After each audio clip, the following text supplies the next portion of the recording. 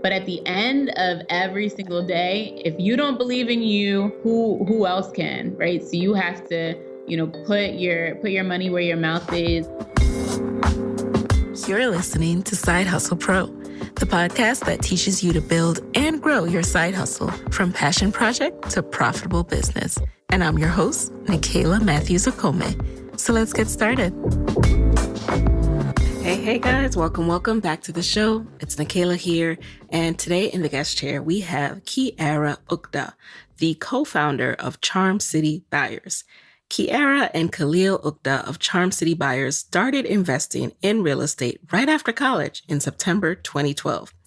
They had an idea that they wanted to build their own empire, so they developed a plan to do it. They've gone from that first investment property in a depressed neighborhood in Connecticut to investing in over 20 properties in Baltimore. They are literally buying the block. Almost 8 years after that first purchase, they have been able to officially retire from their jobs and focus all of their efforts on maintaining their empire and helping others to build their own, in addition to being loving parents.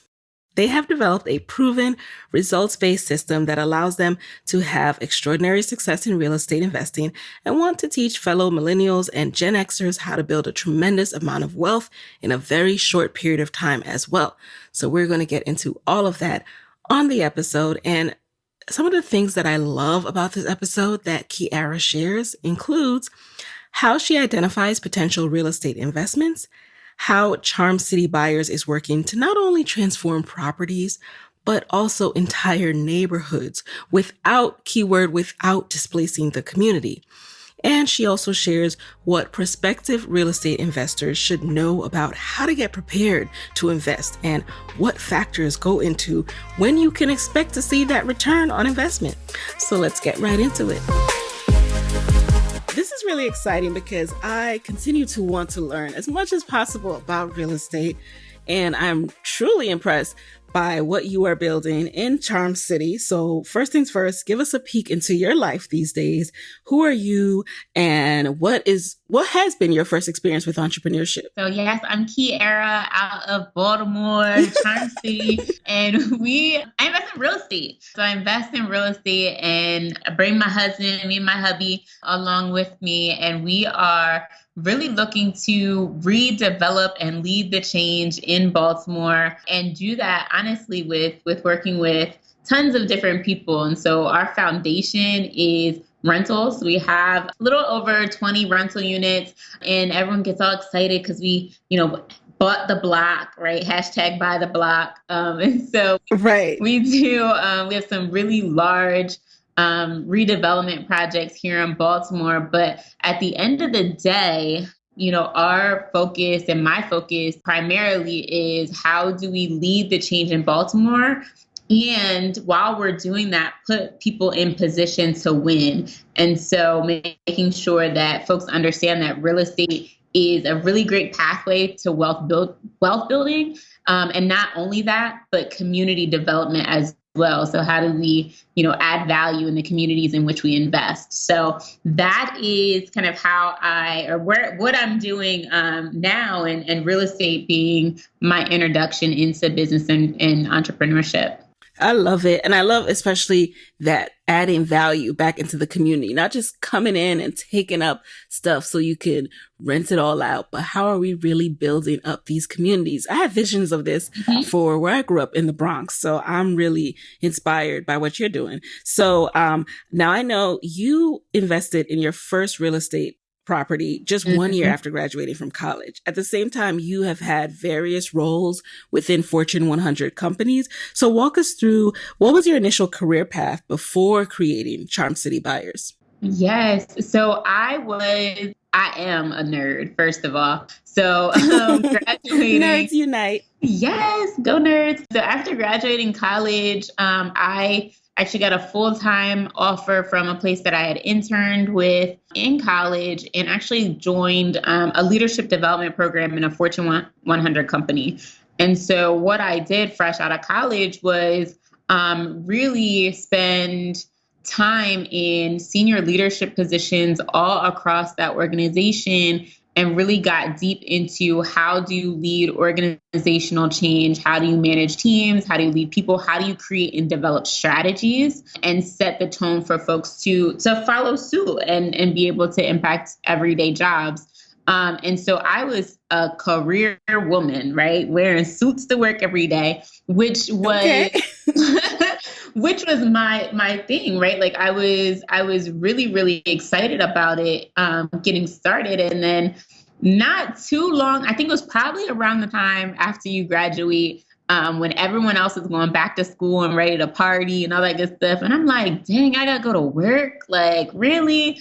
And so it was around that time when I started to really think about and be intentional around what I wanted to do and what I wanted to accomplish. And, I quickly realized that maybe, that whole corporate career path and working towards a pension and living off Social Security didn't feel quite right for me. And so that's when I really started to explore real estate as something that I had always been really passionate and excited about growing up. I was really into real estate. I thought it was really, really cool. And so I took advantage of the fact that I had this great job and great income to be able to leverage into getting started in real estate. So what was that? What does getting started mean back then for you? How did you end up purchasing that first property? No, great question. So what happened was I actually had a roommate. So I had a really good job. I had a roommate. So I was able to save money. So I had saved quite a bit of cash during that first year, probably close to like 15 to 20,000. And then my first deal, it was a 3-unit shell property. And so, and Khalil was my boyfriend at the time. And so at the same time, everything was happening, we were trying to figure out like what's really good, like what are we fitting to do here? And so,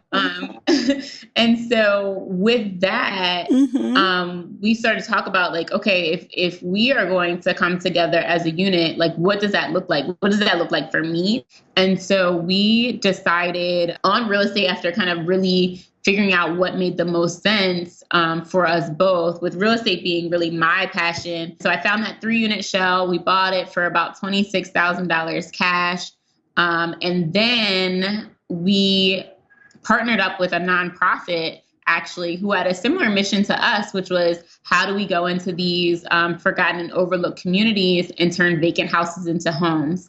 And so we working with that nonprofit, we actually got the rehab funds to renovate it. So it was actually $120,000 renovation that we did to that property. And of course, to make it that much more interesting from, doing a $120,000 renovation for your first deal, I was pregnant during renovation time period. So when we started swinging a hammer, I think I was probably like 6 months pregnant once our contractors got started on that job. So it was a lot happening at the time.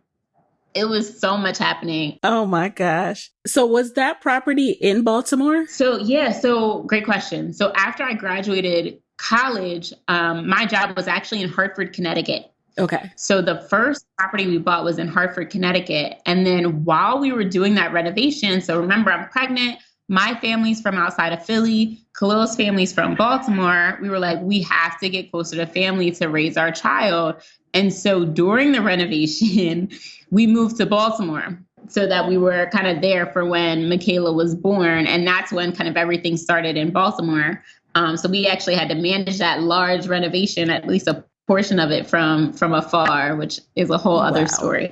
And how long did that take to renovate? So were you like giving birth, like, and also your husband calling contractors and managing all of that? So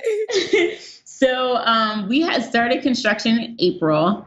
I had Michaela in July, and we had our first tenant by like October, November. So we had actually rocked the renovation. Like the rehab went really well. It took us about 6 months or so to do the entire rehab, which is awesome for that big of a job and first time investors who are 22 and 23. But yeah, so we had we had kind of gone through all that. So Michaela was about 3 months old when that property was done. But by the time that happened, we had already bought our first property in Baltimore.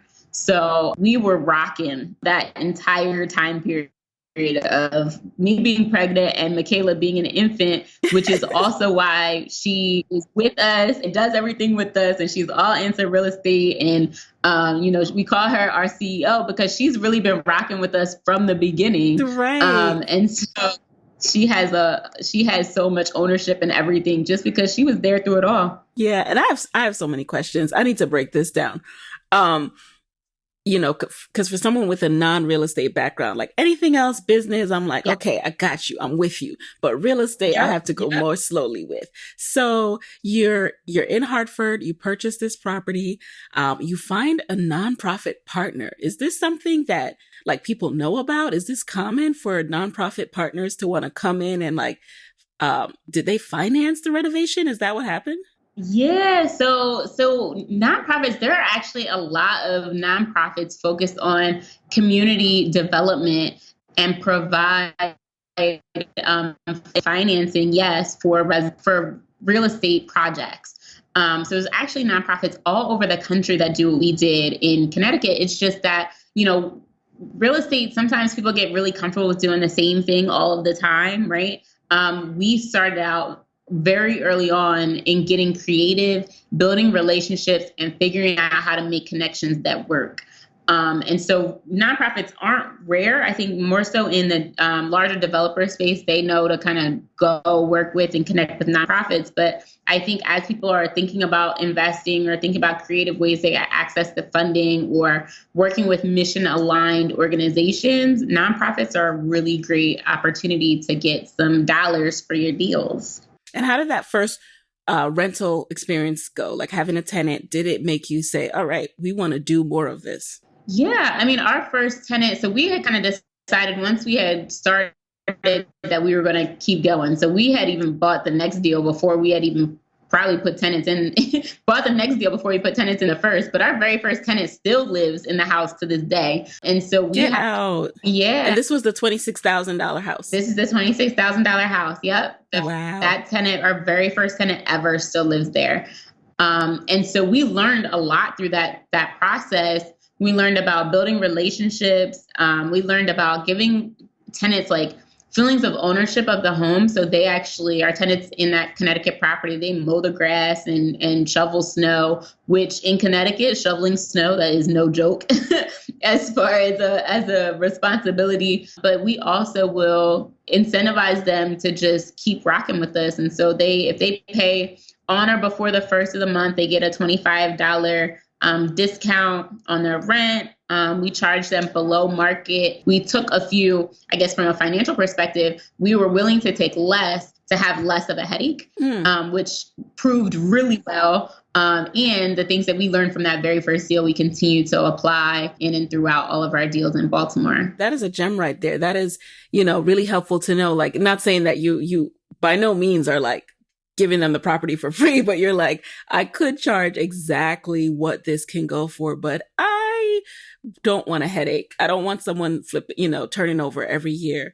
So now I'm curious, at this point you were working and I assume your future husband was working. How did it feel investing these big amounts in these properties? Like, was it nerve-wracking? Were you emptying your savings each time? Mm-hmm. How did you feel like going through that process? Because for some, that's a huge investment. Yeah, it is. I think for us at the time, I always say we were too young to know that we were supposed to be scared of stuff, right? Kind of naive and fearless at the time. And at that point, we kind of sat down and had a conversation. It's like, look, at this age, we know we have good jobs, right? We know that at this point, we have the room to fail, right? We're 22, 23. We have plenty of time to be able to recover and adjust. We have this asset. If we need to sell it, we can.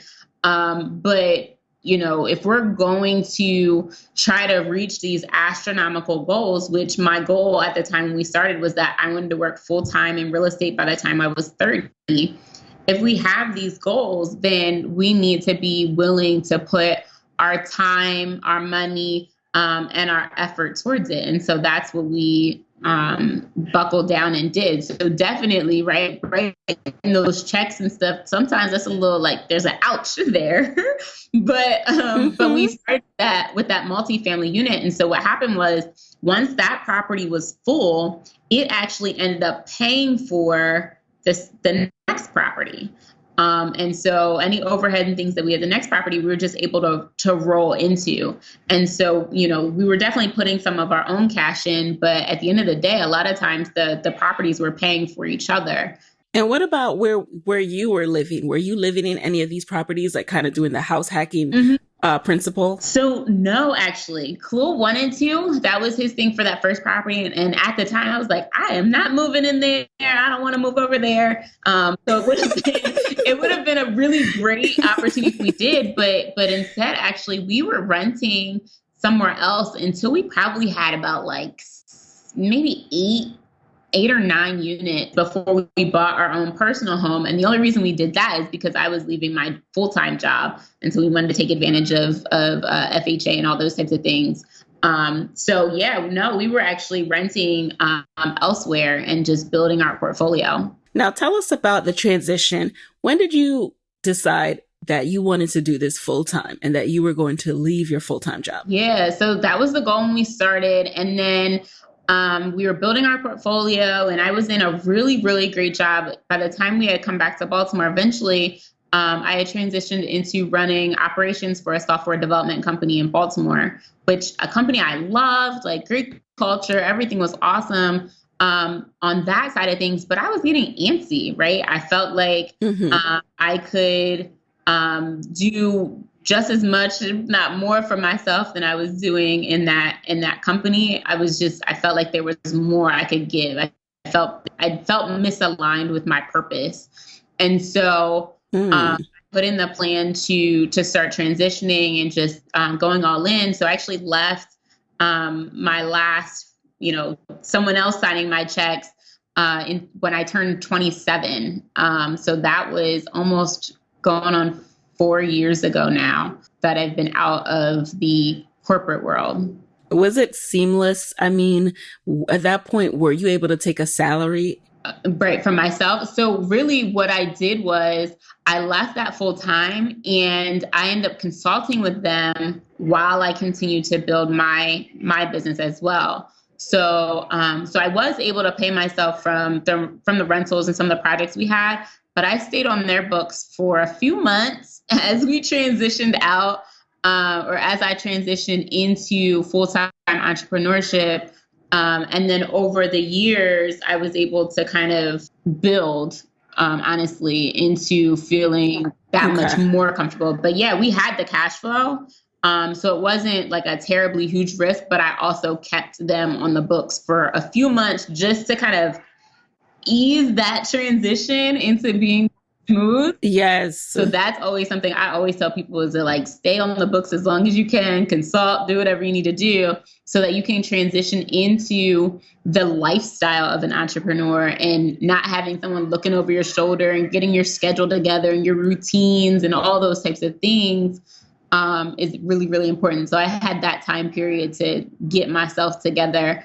But we had, reserves, we had a significant cash flow so that I was able to go. And then, of course, Khalil was still working at the time.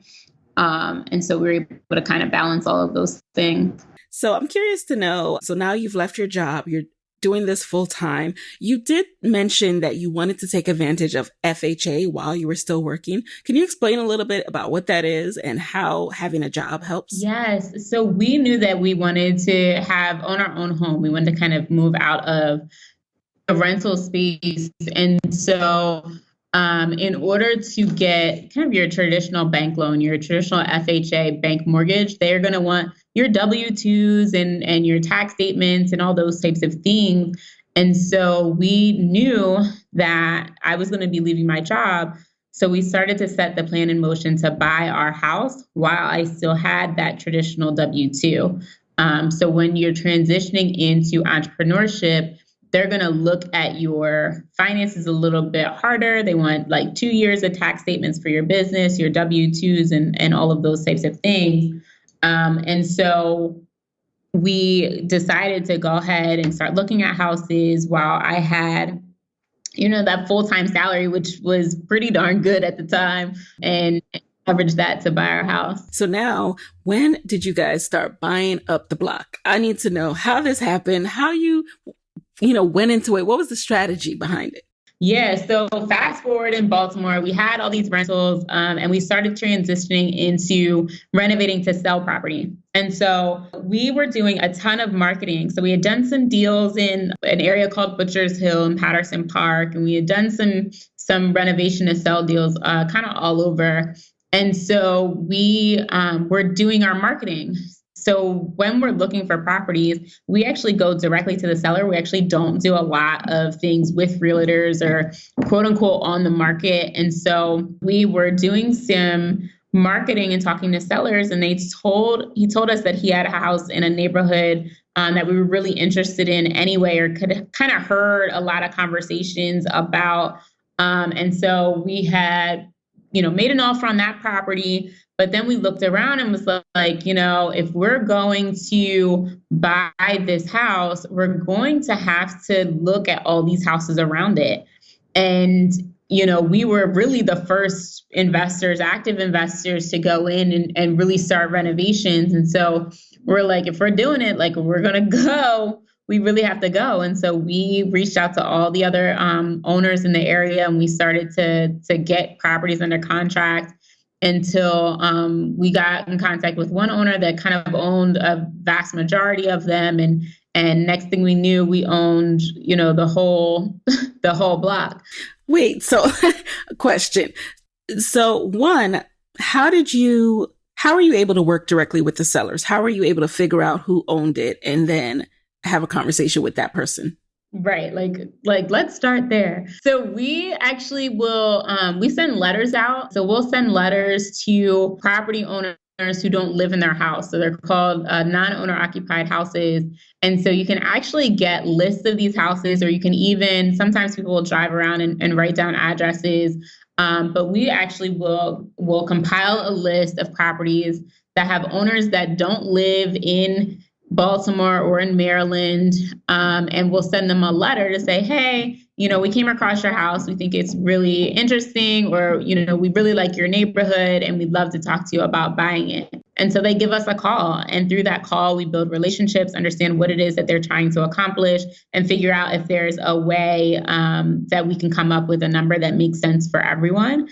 And so we do that actually quite often. And what is it in it for them? Like, why would they want to give up a property that they could then, renovate and make money off of it? Are they just not willing to do the work? So a little bit of everything. So you have people who just, you have some people who park their money in cheap properties and then have no intention of doing work on them and just wait for someone or the neighborhood to catch up and someone wants to contact them to buy it. Or you have folks that bought a property but don't have the how, like they don't know how to renovate it. Or, they bought the property, didn't realize how much work it was actually going to be, or don't have the access to, the funding to be able to get the work done. So there's a lot of reasons why folks will have a vacant house and not do anything with them.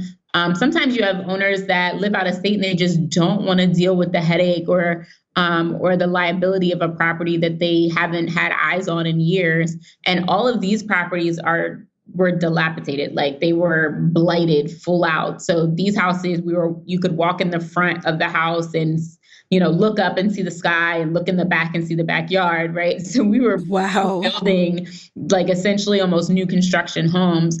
And so, there's a lot that goes into doing those types of renovations. And a lot of these owners just didn't have what it takes to get it done. So, one of the things you mentioned is the fact that you're buying blocks. And one thing I'm curious about is, do you also think about, are these marketable neighborhoods? Will we be able to sell people on moving here? How does that work? Yes, that is a big, big piece of it, right? You really have to, for us, we always try to begin things with the end in mind. Like, what is our goal? What are we trying to accomplish? And how do we get there? So one thing about the area that we focus on is Like within like walking distance is a Starbucks, is a coffee shop, our banks, our hotels, all those types of things. And so what happens in a place like Baltimore is that there are just these arbitrary lines that really dictate where people invest. And so we were willing to kind of go a little beyond that line and really show folks that you can have great quality housing forward and move it into neighborhoods that historically have been kind of disinvested. And so part of redeveloping neighborhoods is making sure that people, one, understand the value, and that, you can really start to, you say, well, house 3 blocks up that is exactly the same apples to apples will cost you $60,000 more, if not even more than that. And so really kind of articulating those types of things beyond the fact that we have bomb renovations. So our houses have rooftop decks and all those types of things. So you do a really great job. You help to explain the value proposition of getting into neighborhoods and areas early so that you ride that continuous wave of redevelopment. And 3, what we do is we partner and work with the community association. We find out what the plan is in the area long term. We figure out what the city's thinking about doing in that neighborhood. We partner with other nonprofits and developers, like how can we continue to push the envelope and push the neighborhood forward. So what we don't want to do is to spur a lot of speculation and displacement by raising property values, right? We really try to focus on how do we partner with the community and follow suit with what their goals are. At the same time, understanding that a successful community is going to have market rate housing, right? Houses that are, top dollar and all of that, surrounded and within the communities where there is mixture of rentals and home ownership and affordable housing and those types of things as well. So as we're going in and redeveloping this block and buying these houses and renovating them, we're also helping to provide resources and, guiding the community association and trying to really help to build out the entire community and not just focusing on the house right in front of us. So we're definitely different in that. We're not as focused on one-off houses and really thinking individually, but we're thinking community development, like larger scale. How do we redevelop neighborhoods? Which means that, we're involved a lot more than what your average investor is. Hey guys, it's Nikayla here with a quick word from our sponsors. This episode is sponsored by Skillshare. The online learning community is offering Side Hustle Pro listeners 2 months of free premium membership. Explore new skills, deepen existing passions, and get lost in creativity with classes from Skillshare. My number one side hustle advice is to be a lifelong learner. That means continue learning new ways to grow your business each and every week. And for me, that comes through Skillshare. There's so many awesome classes on Skillshare on topics like email marketing, Instagram hacks, setting up your own website, copywriting, and more. What I like to focus on are classes to fine-tune my current priority skills. So most of the classes are under 60 minutes with short lessons to fit any schedule. And since I tend to listen to classes on 2x speed, I can get through up to 2 in a day. I recently took a Skillshare class called Copywriting Tips from Beginner to Advanced and found it so valuable because I'm in a zone right now where I am laser focused on the copywriting in my Facebook and Instagram ads, which I know you guys might be seeing. Whatever your business need is though, you can find a class for it on Skillshare. Explore your creativity at Skillshare.com/sidehustlepro, where you'll get 2 free months of premium membership. Again, that's 2 free months of premium membership at Skillshare.com/sidehustlepro. If you listen to my episode on how to make money podcasting, then you know that I pitched my very first sponsor 6 months after launching this show. And you know what else I did once I landed the contract? I invoiced them using FreshBooks. FreshBooks made it so simple. That's because FreshBooks invoicing and accounting software is designed specifically for small business owners. It's simple, it's intuitive, and it keeps you organized. FreshBooks lets you create and send professional-looking invoices in 30 seconds, and then get them paid 2 times faster with automated online payments. Plus, you can file expenses even quicker and keep them perfectly organized for tax time. And the best part? FreshBooks grows alongside your business, so you'll always have the tools you need when you need them without ever having to learn how to do accounting. Try it free for 30 days, no catch, and no credit card required. Go to freshbooks.com/sidehustlepro and enter Side Hustle Pro in the How Did You Hear About Us section to get started. Again, that's freshbooks.com/sidehustlepro and tell them Side Hustle Pro sent you. I'm so curious about the process because from what I've seen, in my hometown of New York, when Harlem gets a makeover, then you do deal with displacement. When Brooklyn got a makeover, it's all of a sudden, it's not the same people, even in DC. So how do you manage displacement while still making money? So what we have done is be really thoughtful, again, with the community association. So providing resources for people who are there to stay. And so whether that means making sure they know about things like the homestead tax credit that keeps your taxes at a manageable level, whether that's based on, just incrementally increasing or capping your property taxes based on your income for those who are on fixed income, right? So providing those who legacy residents, as we call them, provide them resources so that they can stay and not be displaced. Also, as we are doing market rate housing, working with a nonprofit developer or a few of them to do affordable housing. And we provide some guidance and kind of almost consult with them on helping them through the renovation process for those that may not be as proficient in renovating homes, that need this much work. So there's a lot of things. It's very intentional. It's about being very intentional in what you do and how you do it.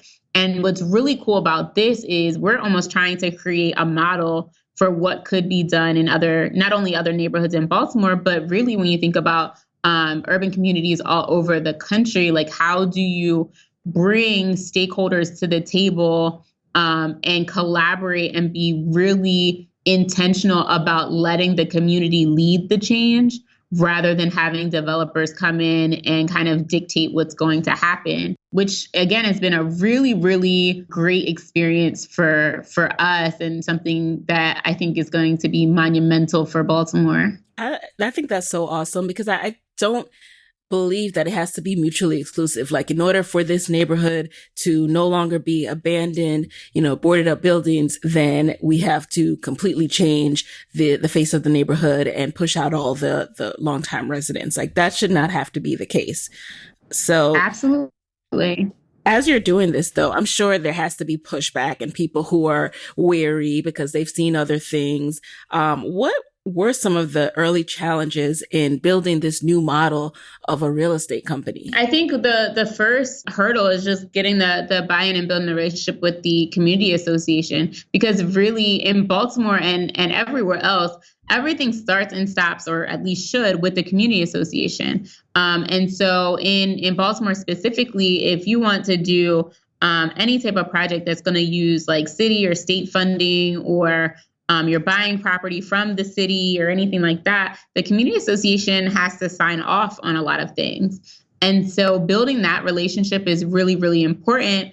And then if you have, for us, we have a genuine interest, concern, passion to create what the community association wants to see for their neighborhood. And they're super smart and organized and really just purposeful in everything that they do. So they're actually great partners. So they sit at the head of every table that we talk that we're at in regards to this project specifically. And so that's the biggest thing, right? Making connections and building relationships with the people that have been there all the time. We don't just see value and potential in a house. We see value and potential in the entire neighborhood and its people. And so we really try to lead with that, and the numbers follow. And I know you mentioned like looking for certain characteristics of what's within walking distance, at least a block over or something like that. But do you also have interest in areas where, let's say, there's like a block that's more abandoned, more of the houses are boarded up, but it's like untapped potential, you know? How do you approach that? Is there even a community association for that? For like a whole boarded up block? Wow. So why aren't they doing anything? There is. So, but what happens is that there's a community association. They can want and desire a whole lot of things, but if there's no buy-in, it's really hard to get the momentum. And we definitely work in areas that are that have a lot of blight and vacants. And a lot of times there is a community association. It's just a matter of where it are, developers, city officials, all those types of things. Where are they focusing? Are they getting the attention that they need? And can we help them get more attention? I think it's like as you get more and more involved in the development side of things and kind of getting that kind of bigger picture, how things work, you find that there's a lot that, people want and desire, just really kind of connecting the dots between what's possible and what's desired and what you can bring to the table and what network comes with you, right? And so that's really powerful as well for us, was kind of connecting the dots between what they had and what they were building and then what we could bring to the table as well. So for someone like me who has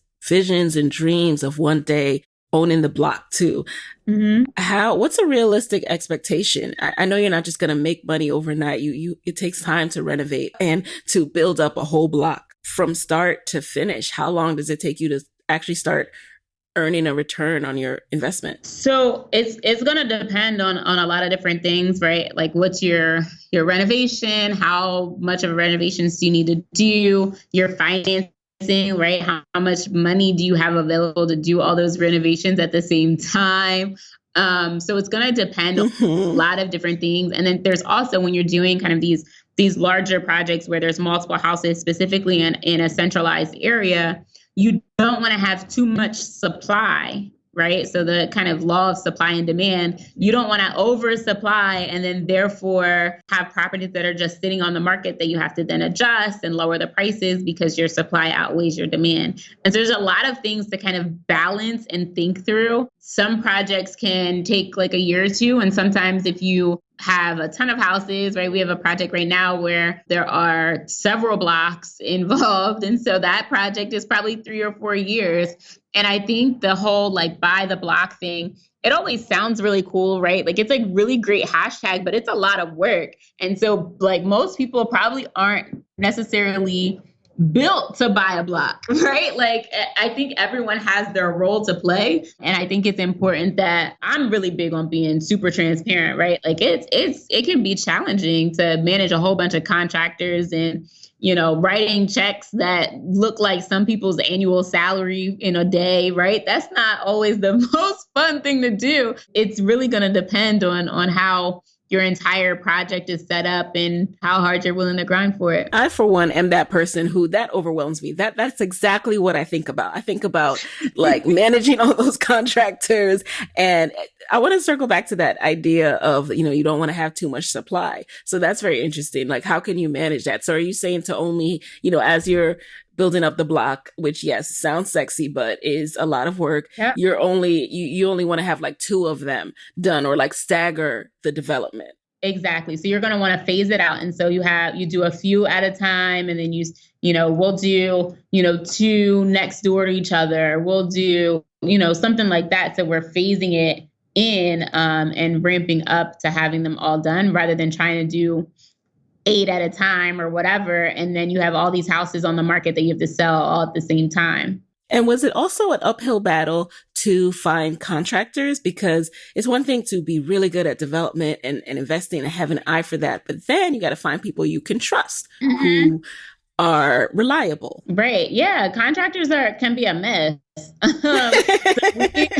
So we actually have like our starting team, right? And then we have our backup teams, depending on what's going on and making sure everyone is doing what they're supposed to do. We do have contractors that we rely on and work with the most often now, which is great. But we've definitely kissed our frogs over the years when it comes to contractors for sure. Now I would like to know one of the things I also really love about you guys is you are educators. You could be hoarding all this information for yourself. You could just be, building up $1 million company. Like, look at all these properties. Look how much we're making. Right. But you're also, you place a big emphasis on letting people know about this. So where do we begin? How can we start to learn more about, real estate investing from Charm City buyers? We're really passionate about Baltimore and bringing the change and ushering the change into Baltimore. And so with that, we've really been focusing on how do we provide the guidance, resources, and tools for folks to be successful in investing in Baltimore. And so we have what is honest and truly my passion project is our Next Gen Accelerator. And so that's our family. We call them fam. They actually literally call me mom. But that's our family of our mentees, our mentorship program. And we're ushering people through the process of getting their minds right and understanding neighborhoods and where to find property and what's going on in Baltimore and how do you identify neighborhoods that have tons of opportunity in Baltimore that fit with your goals. And so we cover contractors and tenants and Baltimore systems and laws and all those types of things from beginning to end, wholesaling, the whole 9 yards. But really, how do we help make sure people are positioned to win as Baltimore changes, right? We talked about DC and how that looks completely different. That's less than an hour up the road. And so we would be ridiculous to let the same thing happen here in Baltimore. And so from our perspective, the way to help really guide and influence what this change looks in Baltimore is to have ownership and strategically ownership of people who care about the community, because with ownership comes power. And so we can really start to be part of the conversation of what Baltimore is going to look like. And on top of that, right, a rising tide raises all ships. So if we have ownership and the changes here and people are spending hundreds of millions of dollars in Baltimore City, right, as those property values and things increase, we're positioned to build wealth, and we're positioned to not only cash flow and have assets and all those types of things, but really build generational wealth and generational change for ourselves and for Baltimore. And I know everyone's goal and comfort level with debt versus, profit is different with real estate investment. Where are you guys now with this?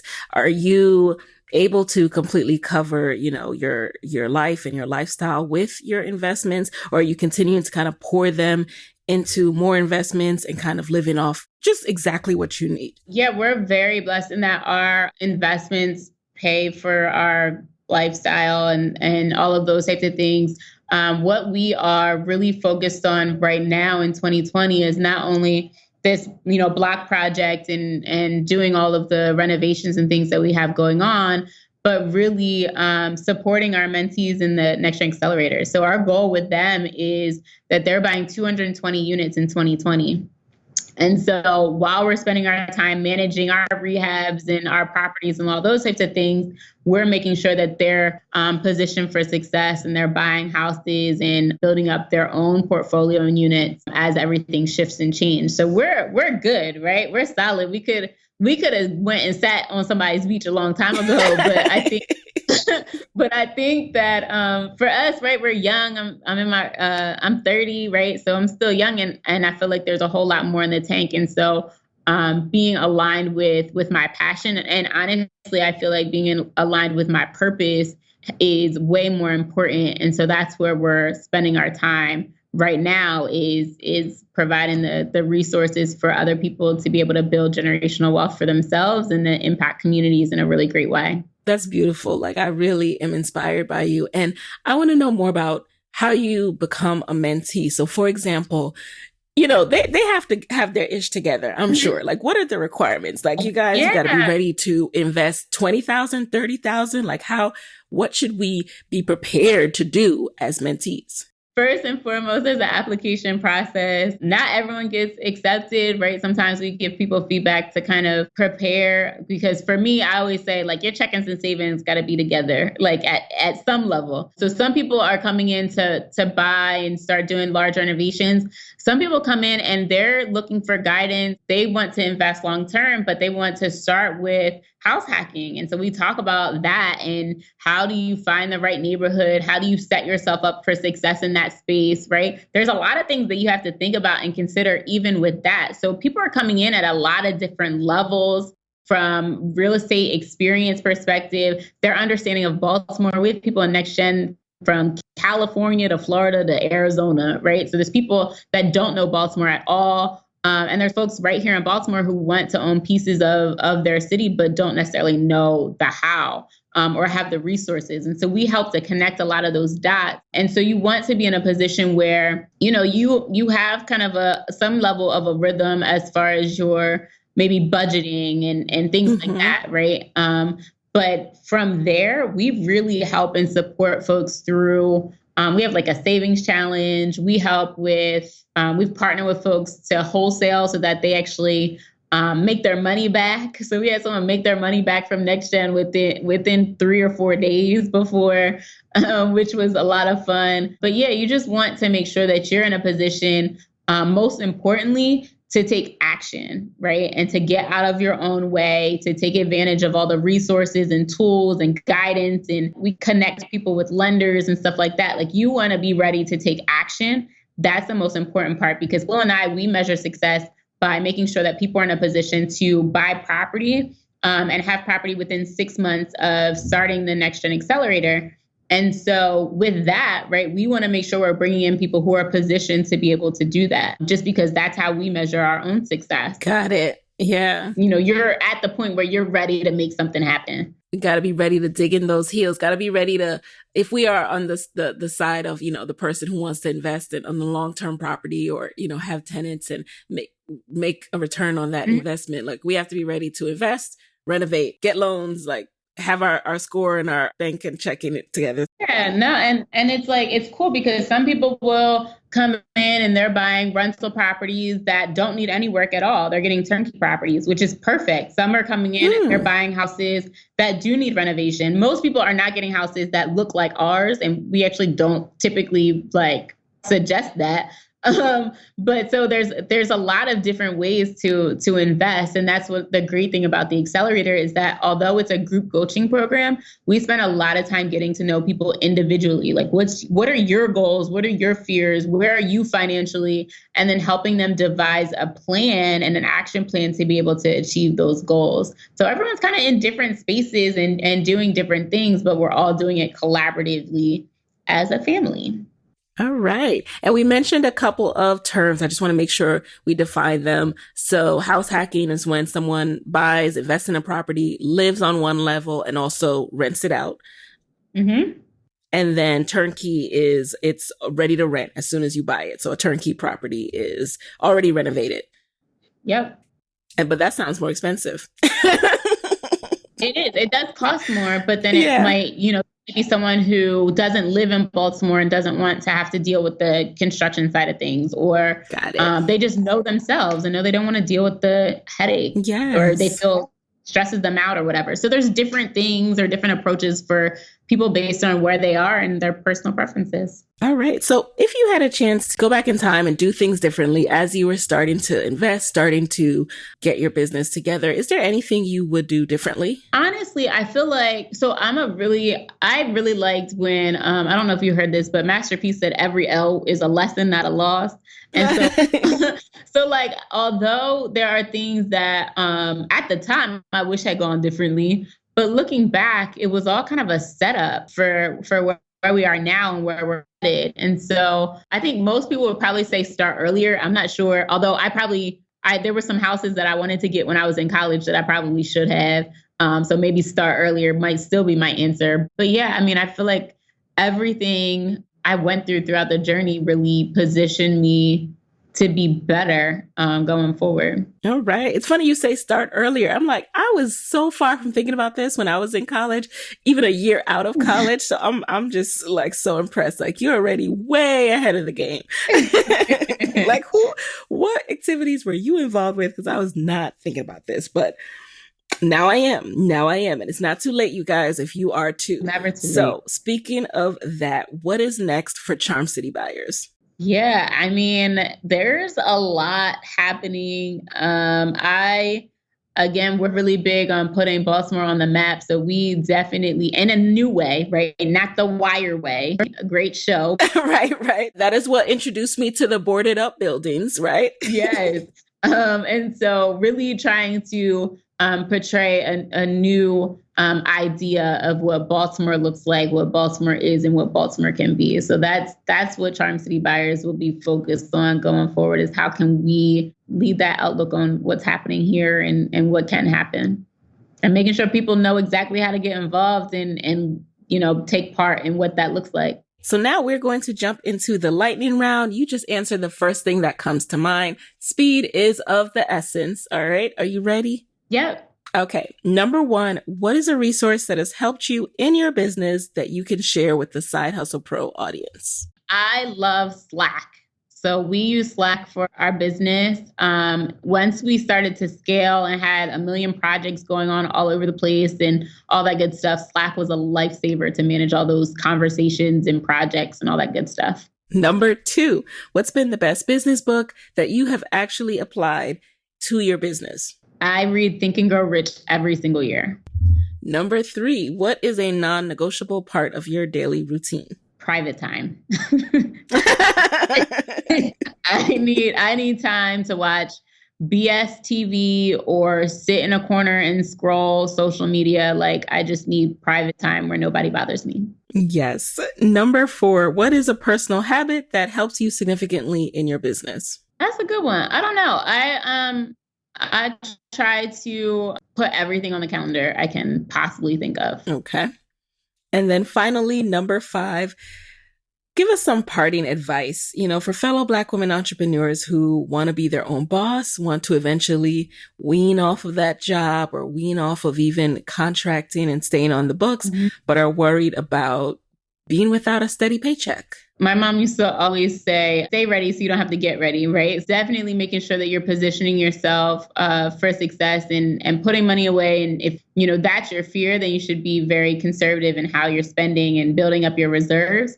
But at the end of every single day, if you don't believe in you, who else can, right? So you have to put your money where your mouth is and really believe in your abilities and be really honest with yourself. And if you're ready to make a change, buckle down and make it happen. Love that. So where can people connect with you after this show? Yes. So we are Charm City Buyers everywhere. So at Charm City Buyers on Instagram, Facebook. If you really want to watch me cut up, you can follow us on Twitter. Khalil does not sign off on anything I say. And of course, charmcitybuyers.com, where you can also find that information about that Next Gen Accelerator. And you can make sure you let us know that you listen to this podcast if you apply. All right, guys. And there you have it. Hey guys, thanks for listening to Side Hustle Pro. If you like the show, be sure to subscribe, rate, and review on Apple Podcasts. It helps other side hustlers just like you to find the show. And if you want to hear more from me, you can follow me on Instagram at Side Hustle Pro. Plus, sign up for my 6-bullet Saturday newsletter at sidehustlepro.co/newsletter. When you sign up, you will receive weekly nuggets from me, including what I'm up to, personal lessons, and my business tip of the week. Again, that's sidehustlepro.co/newsletter to sign up. Talk to you soon.